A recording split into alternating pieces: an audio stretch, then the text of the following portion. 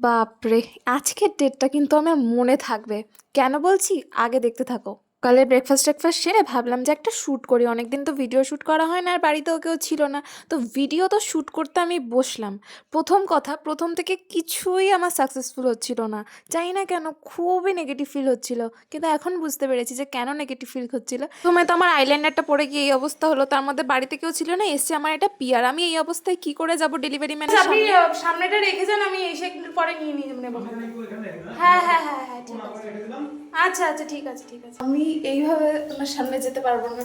আমি বলেছিলাম যে গেটের সামনে রেখে যেতে। দেখি। তো কথা মতো তো উনি গেটের সামনেই পার্সেলটা রেখে গিয়েছিল, তো ওখান থেকে আমি উনি চলে যাওয়ার পর ওটা রিসিভ করে নিলাম। আর আজ আমি যেই মেকআপ লুকটা ক্রিয়েট করেছিলাম না, আমার ওটা একদমই পছন্দ হয়নি। কিন্তু যেই ট্রানজিশন ভিডিওটা আমি ছেড়েছি ওটাতে আমি আমার আই লুকটা নিয়ে ভীষণ কমপ্লিমেন্ট পেয়েছি, তার জন্য থ্যাংক ইউ। তাই ভাবছি যে আমি কি লুকটা আপলোড করব কি করব না। তো যাই হোক, আমার আরও একটা পিয়ার এসেছিলো তারপরে। এরপর সন্ধ্যেবেলা আমার পড়ানো ছিল না আজকে, তো একটু রেডি হয়ে বেরোলাম। আমাদের নতুন দোকান হয়েছে বাজারে, তো সেখানেই যাব। মাঝে মাঝে না ইউনিভার্স ইঙ্গিত দিয়ে দেয় যে কিছু তো ঠিক নেই, যার জন্য কোনো কাজই সাকসেসফুল হচ্ছে না। তো যাই হোক, মায়ের জন্য যাওয়ার আগে একটু পেস্ট্রি নিয়ে নিলাম। তো আমার ফ্রেন্ড তো এখানেই কাজ করে, তো ওখানেই ছিল। ওকে গিয়ে আমি একটা ছোটোখাটো সারপ্রাইজও দিয়েছি। ও ভাবতেই পারিনি আমি ওখানে চলে যাব।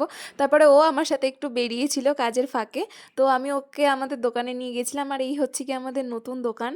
তো ওখানে গিয়ে আমরা তো কিছুক্ষণ একটু গল্প করলাম, খাওয়া দাওয়া করলাম। তারপরে ওকেও দোকানের সামনে ছেড়ে দিয়ে আমি আবার চলে আসি আমার মায়ের কাছে। ওখানে বসে তো ভীষণ ঘুম পাচ্ছিল আর বোরও লাগছিল, তাই বসে বসে এই মিষ্টির প্যাকেটগুলো আমি মানে প্যাকিং করছিলাম। মানে ওটা তো সমান থাকে, ওটাকে ঠিক মতন বাক্সর আকারে আনতে হয়।